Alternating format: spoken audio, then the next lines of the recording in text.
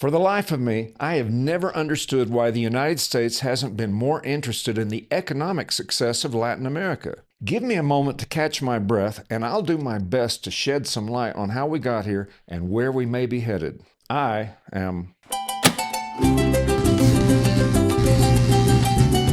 Pablo el Molinero.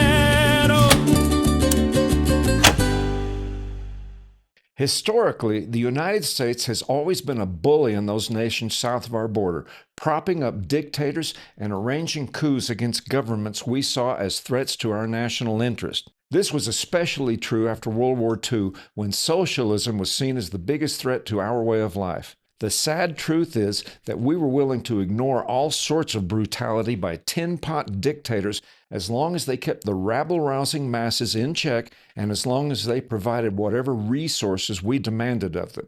Look, the history of Latin America is complicated, and many of the problems that these nations experience is, frankly, of their own making. Honestly, there was little the United States could do about, say, corruption in those countries, given the cultural differences between us and the realities of our own internal politics. It's certainly not something for us to be proud of, but that was the reality of the time, and we are hardly the only country in the world to indulge in such shameful excesses. This is a gross oversimplification, but two of the main reasons for their failures are bad government and corruption. And in many of these countries, there are serious problems with crimes that local authorities are unable to deal with. In 2021, 2 months after the inauguration of Joe Biden, Kamala Harris was tasked with discovering the root causes of the mass migration from Central and South America to the United States. As far as I know, the vice president never issued a formal report of her findings, although even casual observers could easily conclude that poverty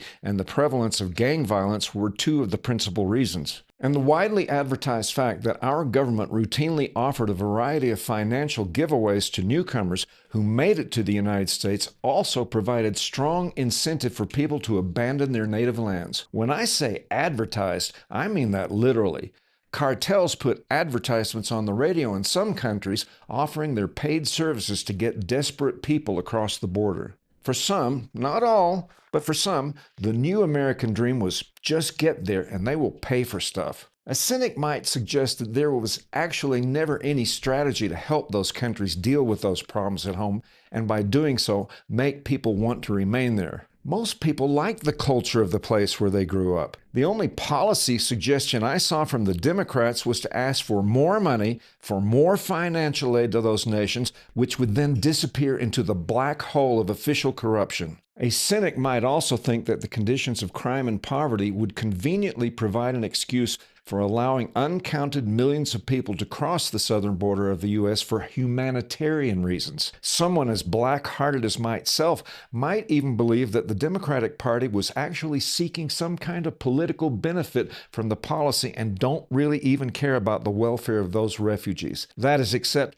for providing the permanent welfare benefits that most of them will need in order to survive in the U.S. But then, most of my humanity dissolved once I realized that I wasn't the only one that Nigerian prince was asking for help to get his fortune out of the country. If I was going to do the work, I didn't want to share my fee with a bunch of losers.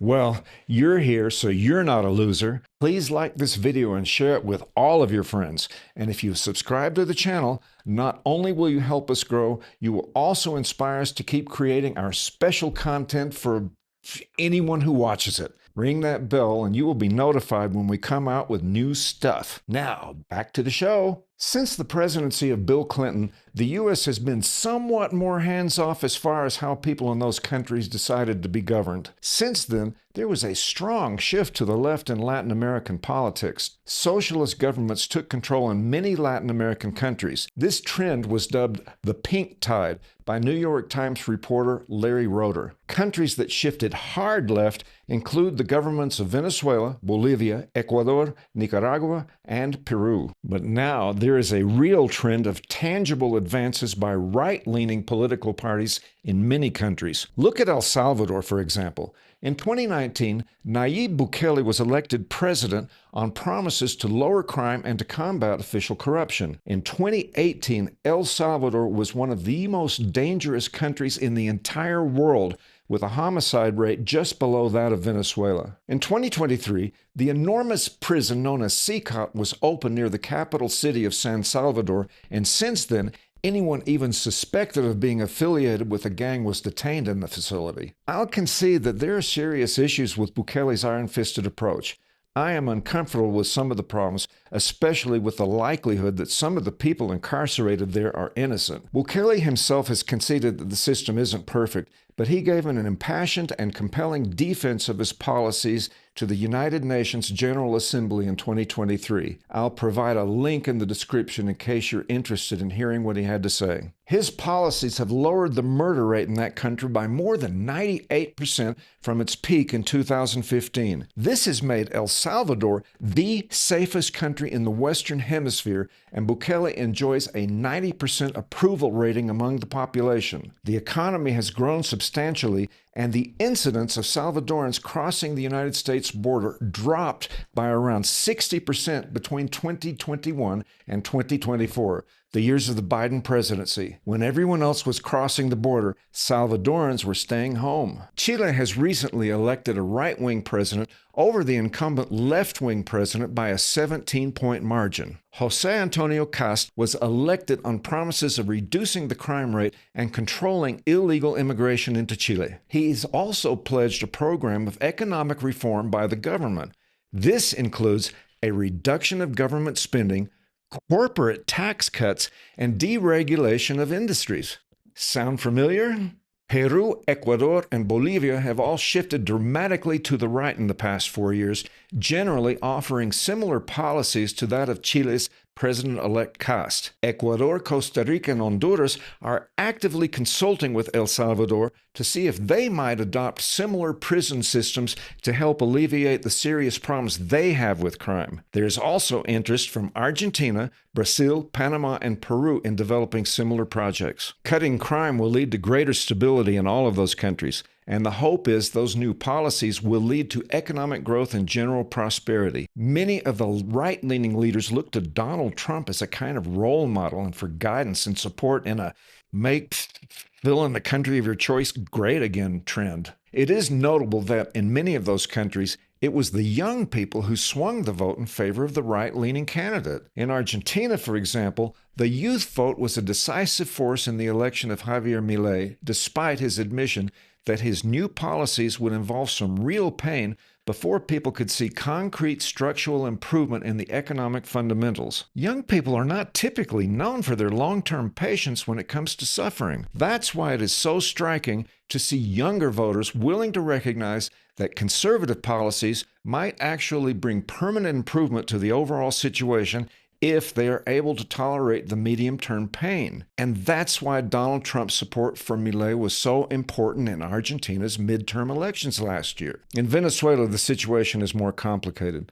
All of the institutions of government are still in the hands of the Chavistas. I'm sure Trump is dedicated to the task of returning that country to some state of normalcy, but it shall take some time. Many of the criminal elements in that government shall have to be dealt with on an individual basis. I'll explain that in an upcoming video. As I pointed out in my video titled, Why Venezuela and Why Argentina, much of the United States' interest in Latin America has to do with quelling China's influence in the region. Poverty and social strife are the playground for Chinese interference. As we saw during the pandemic, the West is far too dependent on China's manufacturing capacity. I know that Trump wants everything to come with a Made in the USA label, but that is clearly not going to happen. I never understood why Latin America couldn't take up some of that slack. I believe it would be in the interest of all concerned if with the products that aren't going to be produced in the U.S., there was some effort to stimulate, not finance, but to stimulate economic growth in our southern neighbors, as long as there are serious efforts by them to reform their systemic problems of their countries. It is true that Donald Trump ran on a platform of America First, and I completely understand the desire by his constituents to disengage from situations that don't seem to have anything to do with us. But a stable and prosperous world is in the interest of the United States, and we should absolutely take advantage of the trend of governments in Latin America to institute policies designed to reform bad government, stimulate growth, and increase the wealth of their nations. Thanks for watching. This is Pablo el Molinero.